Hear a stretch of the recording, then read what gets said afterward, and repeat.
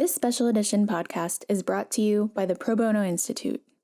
PBI is a nonprofit organization that supports, enhances, and helps to transform the pro bono efforts of major law firms, in-house corporate legal departments, and public interest organizations in the U.S. and around the world.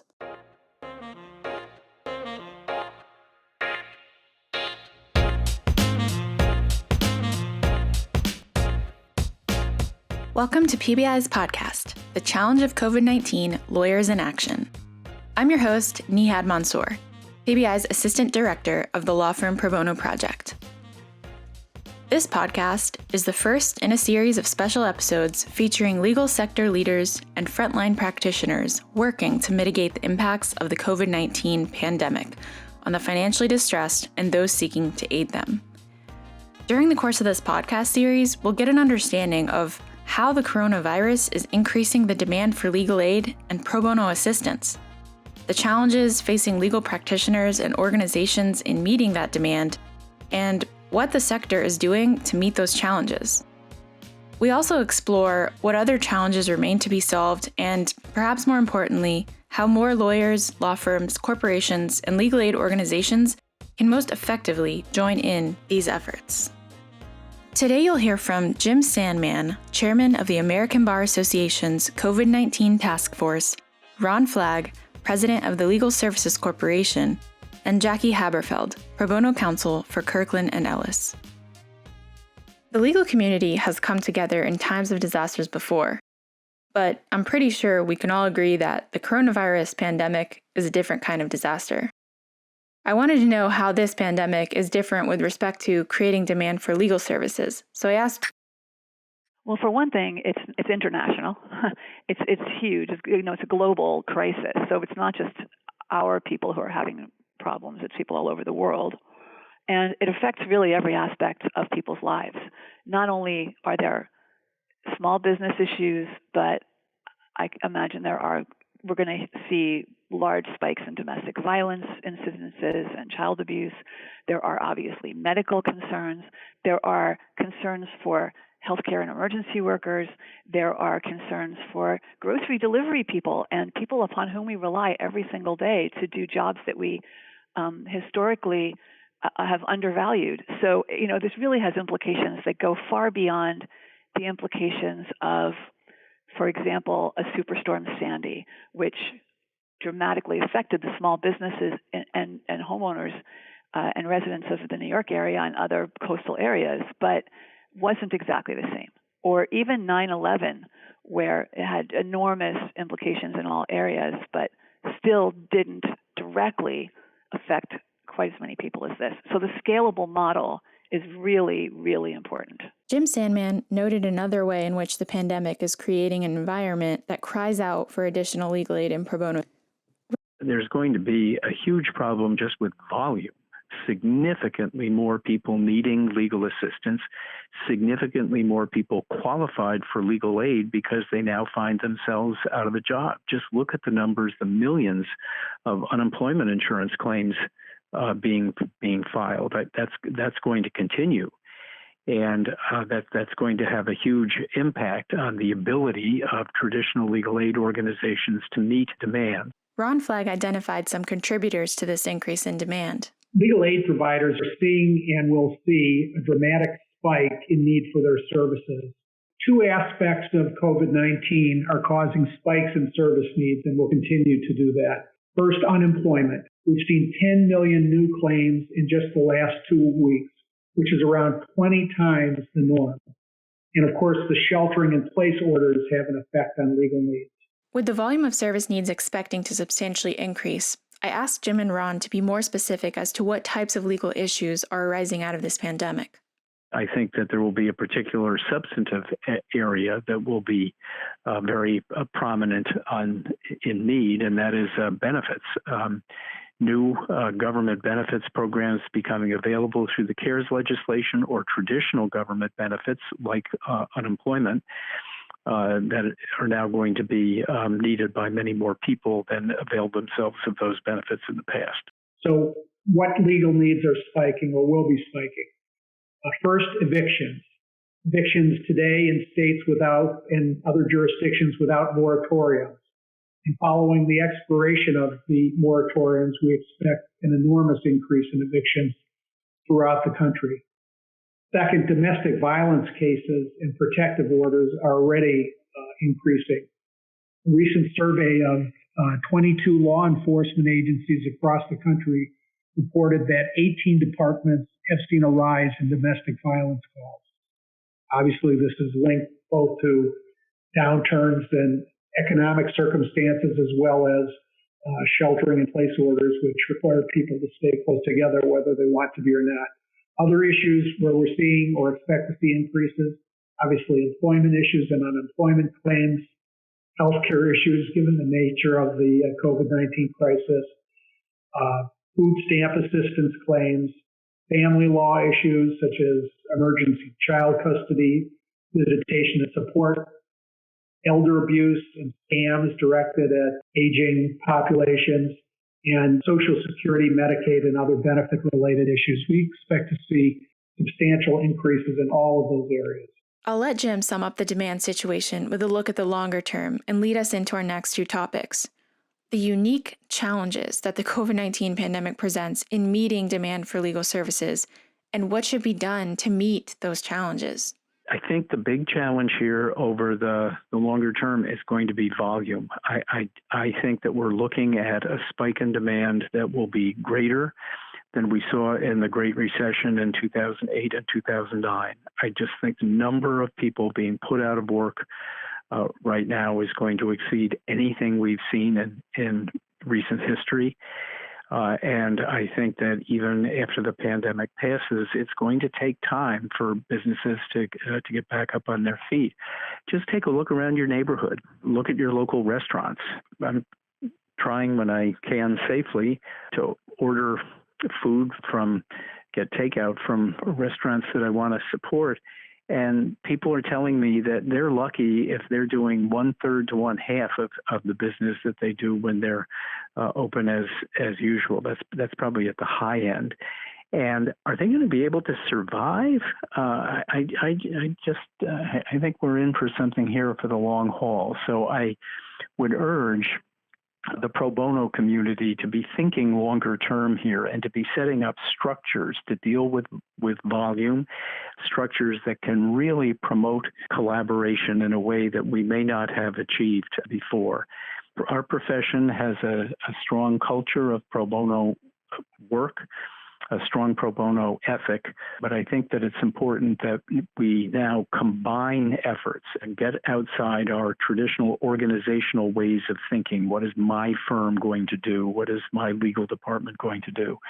And to think about how together we can accomplish much more than we would be able to acting individually. I mean, clearly the sheer magnitude of the need for legal services is overwhelming and a major challenge in and of itself. Jackie, how do you cope with the prospect of the need for services outstripping the available legal resources? This is where the starfish theory comes in. If you don't know the starfish theory, what it is about two people who are walking along a beach and they're littered with starfish as the tide recedes. And one person is bending over and picking up starfish and throwing them back into the ocean so they don't die on the shore. And the other one says, "Why are you bothering? Those look at how many there are. Most of them are going to die anyway." And he said, "Yep, but I helped that one, and I helped that one, and I helped that one." And that's really the model here, is that we have so many lawyers who want to help and so many people who need help.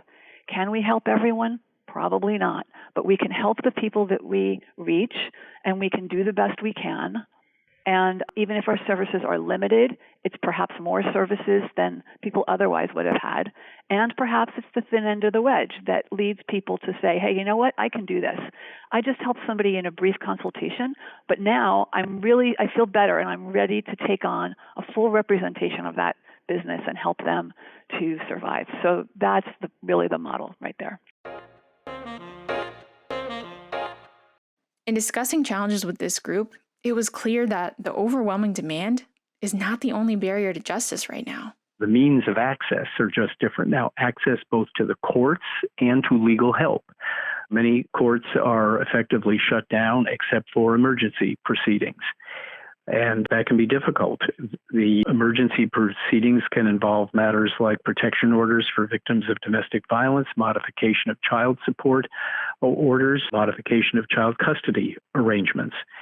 And it can be particularly difficult for low-income people to access courts using remote technology if they don't have the technology available to them to do that, or if they're not familiar with using technology. So access issues, both to courts and to lawyers. It can be harder for people to find help in this environment currently. They are faced with a decline in resources due to reductions in funding from interest on lawyers' trust accounts. It's a huge effect potentially. On March 15th, the Federal Reserve announced it would reduce interest rates to zero to generate economic activity. That obviously has a direct effect on the amount of funds in these IOLTA accounts. Revenue from these accounts will precipitously decline along with their grants to civil legal aid programs. For example, the Texas Access to Justice Foundation expects a 75% decline in revenue, or about $1 million per month, in IOLTA-related grants. Out in Washington State, the Northwest Justice Project expects a $6 million increase in annual IOLTA funding. Those are big dollars for programs like that. Legal aid providers and their pro bono partners are dealing with that spike in needs at a time when they face acute operating barriers and are generally forced to provide their services remotely.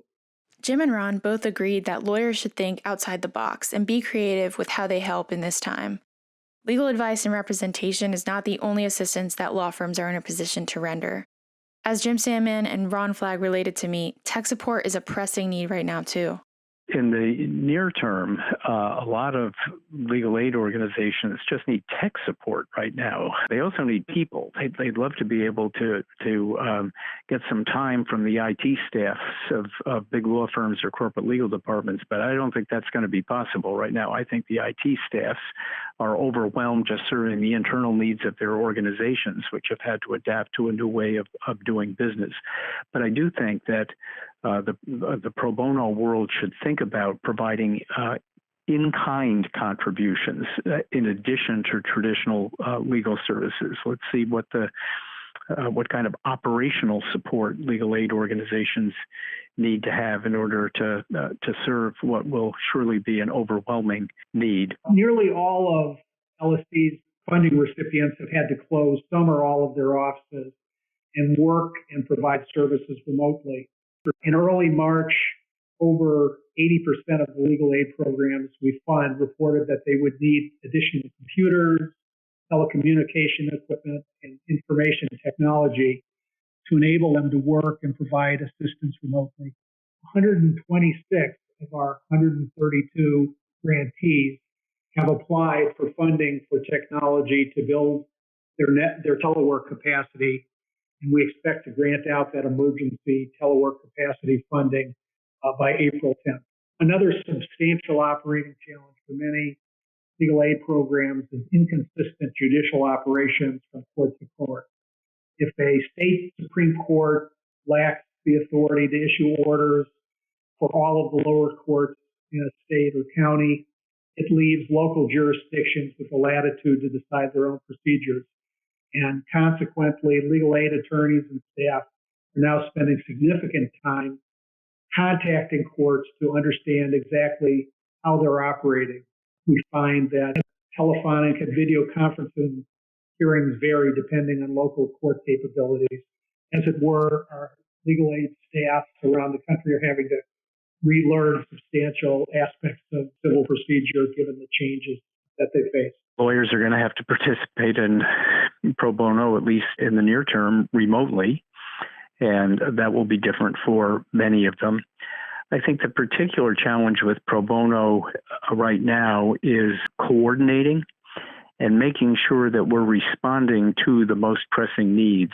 What's desperately needed right now is triage, a process of identifying those most in need of help and directing resources to them in the first instance. So, what has the legal community already done to ensure the provision of legal services continues despite the challenges faced by the coronavirus? Jim Sandman is chairing the new ABA task force on the 2020 pandemic. Task force with 17 ABA leadership members and 18 liaison representatives of leading organizations focused on pro bono and access to justice issues. I asked him to share what the task force is. What we hope to do is to be a clearinghouse of information that people can access easily to find out what's going on in the field of legal services delivery as it's been affected by the coronavirus. There are several functions we hope to achieve. First, we want to help equip lawyers to be able to practice remotely. Virtually every lawyer in the country now, whatever their practice setting, whatever the nature of their practice, suddenly has to do work remotely. Many people have done that in the past on a sporadic basis, but being equipped to do that at scale across an entire legal services organization and for a long period of time is different, and some are better equipped to do that than others. Legal aid organizations have been particularly hard hit. Not all of their lawyers have laptops at home with the software that they need to be able to function remotely. They need both the technology to be able to function effectively and facility with that technology, be comfortable using that technology. One thing we hope to do is to push out resources that others have created to equip lawyers to be able to work remotely for an extended period of time. Second, we want to aggregate information about legal needs across the country as they've been affected by the coronavirus. A lot of people are doing a lot of good work right now, but it's being done in silos and in a very dispersed way. If you want to access information quickly so that you can avoid duplication of effort and build on what others have already done, it's hard. And to the extent that you can access information, you sometimes encounter information overload, just too much. How do you sort through it and find out what's going to be most helpful and is of the highest quality? We hope to be able to serve a curating function in addition to an aggregating function. Third, we want to push information out. We will start by creating a website, but a website is a passive communication tool. It requires that people know of its existence and take the initiative to come to it. That's not the best way to get information to people today. The best way is to use social media to push information out, to use networks to disseminate information, and networks of networks to push information out. And finally, we hope to mobilize pro bono resources. We'll just play a facilitating role there. Ultimately, that has to be done at the state and local level. It's very difficult to mobilize pro bono resources of the type that are needed now from the national level. But we do want to be able to share resources and ideas and to be helpful in employing the huge number of volunteer resources that have come out to try to be useful. Ron Flagg caught me up to speed on the 3 big things LSC is focusing on right now to help their 132 LSC grantees and the... Well, we're really doing at least 3 things. First, we're gathering information from the legal aid programs we fund about what they're seeing on the ground among their clients. And we're disseminating that information to the public, potential pro bono partners, and to Congress, entity that funds us. Secondly, we're sharing information about best practices for providing legal aid during this time period with our funding recipients and other legal aid programs. And then most importantly, we're providing emergency funding. Congress appropriated $50 million to LSC in the recently enacted CARES Act. And LSC is, as quickly as we can, distributing that money to the legal aid programs we fund. We're distributing the first $2 million, granting it out telework capacity grants to support telework and mobile resources with additional computers, telecommunications equipment, and information technology to enable legal aid programs to work and provide assistance remotely. The telework capacity grants will also help attorneys conduct court proceedings electronically. Now, with regard to the remaining $47 million, in order to take into account the areas of the country most affected by COVID-19, we'll grant out those remaining funds by the end of April by taking into account not just the U.S. Bureau of Census Poverty population data, which we always rely upon, but also overlaying those data with data concerning recent unemployment insurance filings so that we're getting the money to the areas most directly affected by the COVID-19. Ellis is currently seeking a second appropriation of $50 million to address the surge of evictions, domestic violence, healthcare, and other cases that we expect to see in the coming months. This is definitely a time when organizations working on their own need to look for allies and collaborators. In the information gathering process, LSC is working closely with the 132 legal aid programs we fund. We've held several webinars and conducted surveys of those organizations during the past month to gather information we can pass along. In terms of sharing that information, we're also working closely with organizations like the National Legal Aid and Defender Association and the ABA. We're also coordinating with the American Bar Association, NLADA, the legal aid programs we fund, and with organizations representing pro bono resources, such as the Pro Bono Institute, to develop a portal or some other centralized platform for legal aid programs to use to identify the pro bono opportunities they have, particularly those opportunities in remote locations, far from the physical locations of large law firms and law departments where substantial pro bono resources typically reside. This resource would enable pro bono service providers to see in one place the unmet legal needs that legal aid programs deem the most pressing and to volunteer to help out on those needs. These incredible collaborative efforts are just a few examples of the way in which the legal community is rising to the challenge of the coronavirus pandemic.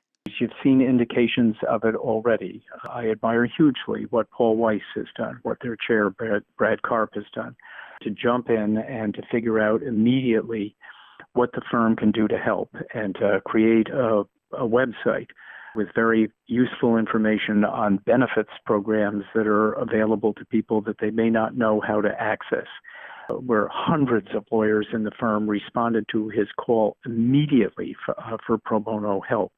I've seen that big law firms are coming together with the Lawyers for Good Government Foundation to help small businesses access government support. We need to be thinking about small businesses and nonprofit organizations that are very hard hit by the current situation.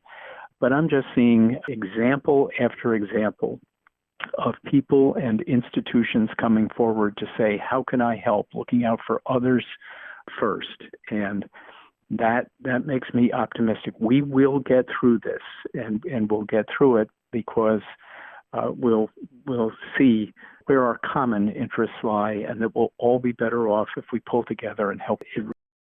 Jackie Haberfeld elaborated on Kirkland and Ellis partnering with Lawyers for Good Government based on a pre-existing working relationship that proved to be successful before and was thought to be promising here.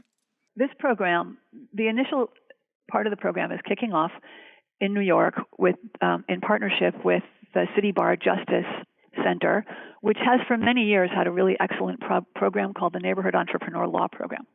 When this arose, I knew that they were going to need help, and they also had been thinking about clinic opportunities and ways to help people, and we had this platform, so I offered it to them. The program at the City Bar is going to be offering 45-minute consultations for people who are running small businesses and helping them to apply for city, state, and federal loans and grants, and also providing legal advice, brief legal advice, on areas that we thought were the most likely to be implicated by the COVID situation, such as commercial leases, insurance, employment, dissolution, contracts, things like that.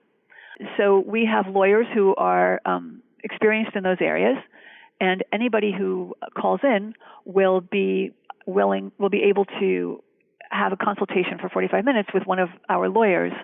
If they have more questions, they can go back into the hopper and have a second consultation. That's just fine. We're not yet providing ongoing services, although if people develop relationships, they can be screened for appropriateness for pro bono legal services on an ongoing basis.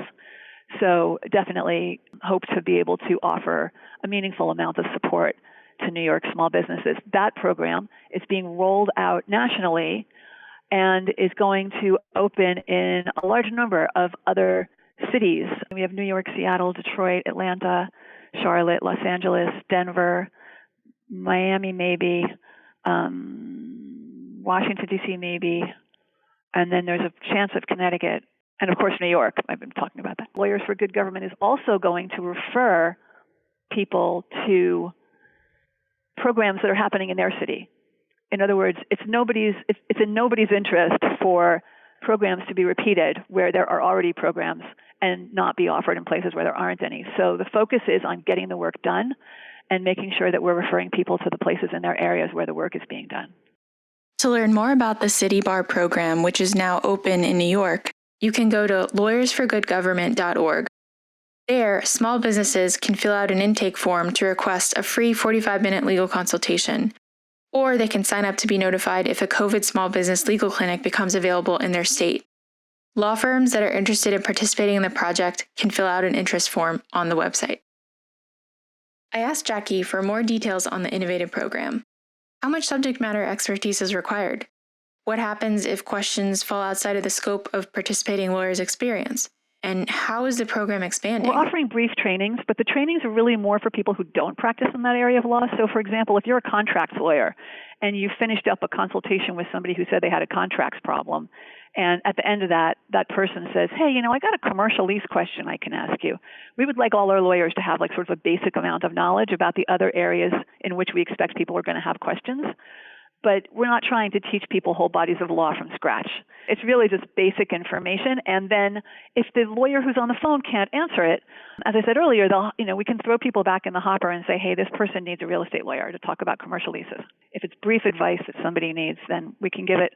And if it's a more in-depth piece of advice requiring closer to 45 minutes, we'll refer them out to an expert in that area. So that we are providing training, but really only to bring our non-subject area experts up to speed with basic knowledge. Each person who signs up will work with Lawyers for Good Government and the local organization. This is a national problem, but a hyper-local solution because everyone's going to have different issues in different states, and we work with different legal service organizations. In New York, we work with the City Bar Justice Center, which has a long-standing history of stepping up in times like this.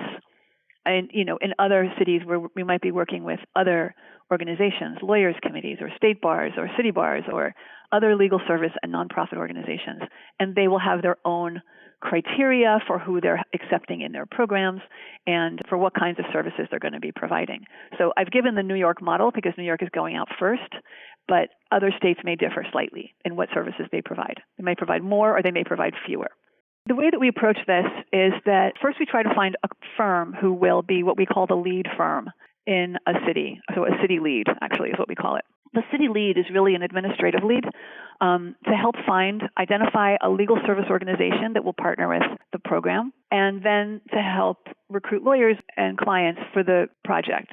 And so the lead firm has an administrative role in pairing up lawyers with projects using our platform, which is richly developed. And they also have sort of an organizational role in managing the firms and making sure that everybody knows what's going on in their city and everything like that. We have seen hundreds of lawyers step up to do this work all across the firm, nationally and internationally, and we are not alone. Yesterday I had conversations with probably half a dozen major in-house counsel. Morgan Stanley just joined our efforts. Really, lots of banks and other kinds of major corporations. At almost every major firm, there have been dozens, if not hundreds, of lawyers stepping up to try to be helpful. And we haven't even fully promoted our program, our small business program yet, and yet we already have hundreds and hundreds of lawyers signed up just for that program. So that's pretty great. After discussing the amazing work that's already happening, we went on to talk about what more can be done. There are other programs that are launching. Small businesses obviously is very, very important because not only is it the businesses themselves, but it's also the people who work for those businesses and their salaries and their livelihoods and poverty and benefits and all of the things that will trickle down from the demise of these small businesses. But there are also other really critical needs. For example, there are healthcare workers now who are young people who don't have wills and advance directives, who are on the front lines, first responders of all types, police officers, firefighters, who are on the front lines of COVID and who don't have advance directives.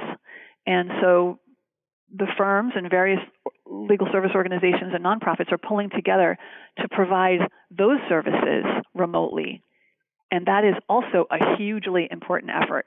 What I would recommend is that lawyers interested in pro bono work look first to legal services providers, to legal aid organizations on the ground that have frontline experience with what needs are and what's unfolding in their communities. People can be understandably eager just to rush out and help, do something, anything. What's more useful is for them to give the legal aid organizations a little bit of time to see how things are unfolding, what the greatest needs are, and how pro bono lawyers can be used to address those needs, rather than trying to determine on their own, the pro bono lawyers, that is, what would be most useful. So let's take our cues from the legal services providers, let them tell us what is most helpful at this point. And then second, once they've done that, coordinate. Instead of having every individual law firm or corporate legal department do its own thing and come up with its own project, let's have them talk to each other about what they're doing and leverage their resources and work cooperatively together across their communities to maximize their impact. I really have two recommendations.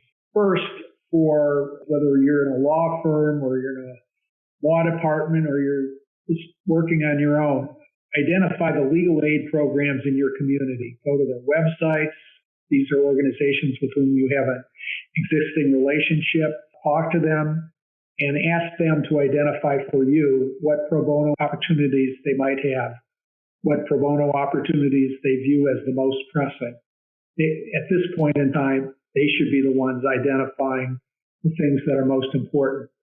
I would add that when I talk about pro bono opportunities, this might include either pro bono legal work, the type we would normally think of, but perhaps, given the current challenges, operational assistance in addition.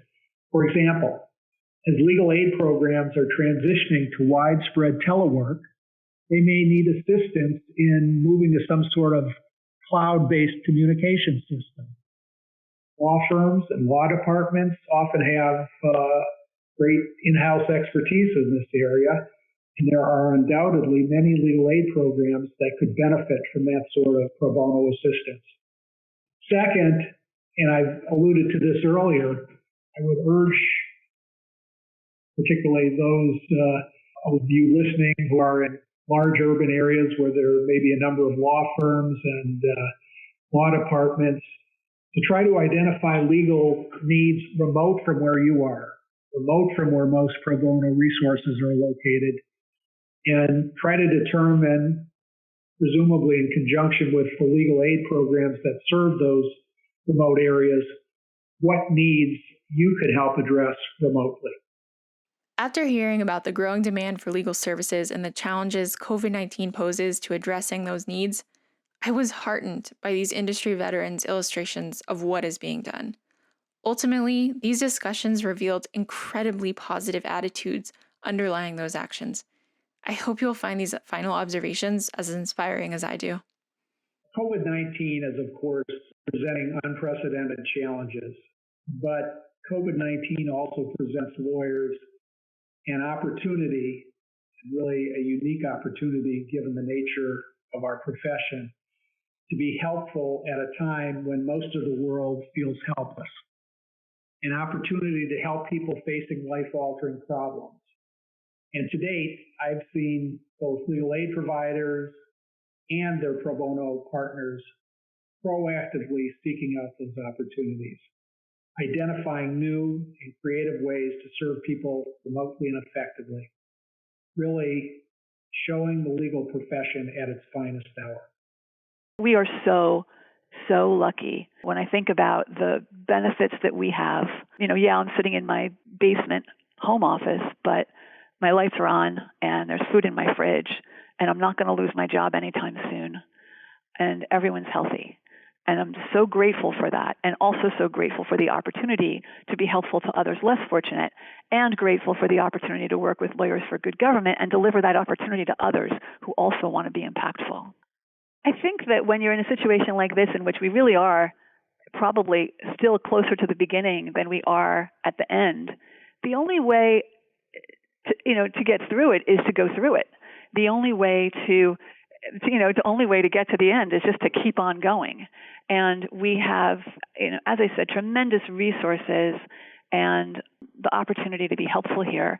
And what a creative and productive way to spend our time, in addition to all of what everybody's doing, spending more time with their families and board games and movies, to spend a few hours here and there helping small businesses by phone, and then perhaps helping those businesses going forward, and perhaps making this a model for when we really are out of this time of crisis and carrying this into the future with a lot more pro bono service.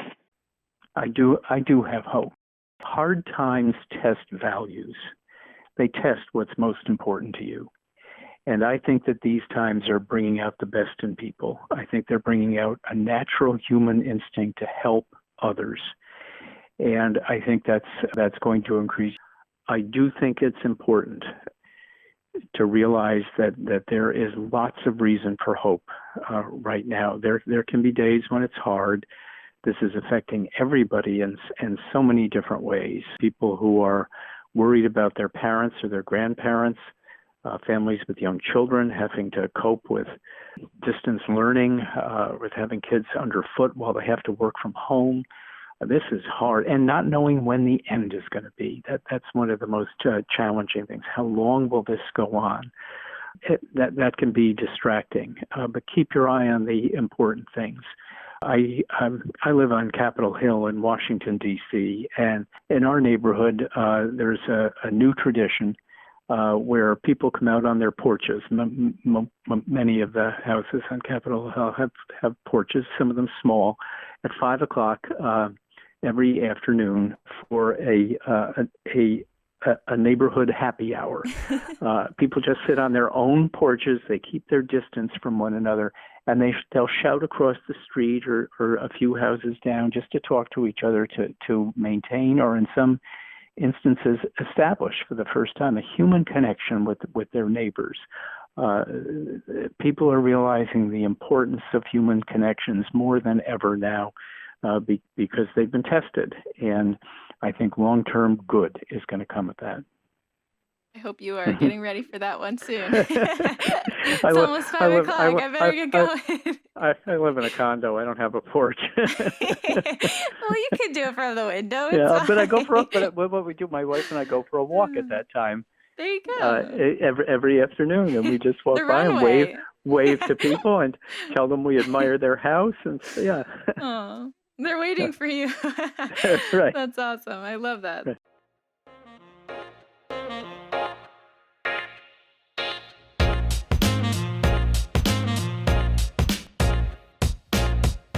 Thank you to Jim, Ron, and Jackie for their thoughtful remarks and leadership on the coronavirus pandemic. It's clear that the developments in the coronavirus are moving fast, but it's also clear that the legal community is adapting to move with it. Look out for more COVID-19 focused episodes as we continue to shine light on the legal sector's response to this evolving crisis. We also hope that if you're not already doing so, you'll join with those already taking action. More resources on how to help are available at www.probonoinst.org, as well as the ABA, LSC, and Kirkland and Ellis websites. Thanks for listening. Stay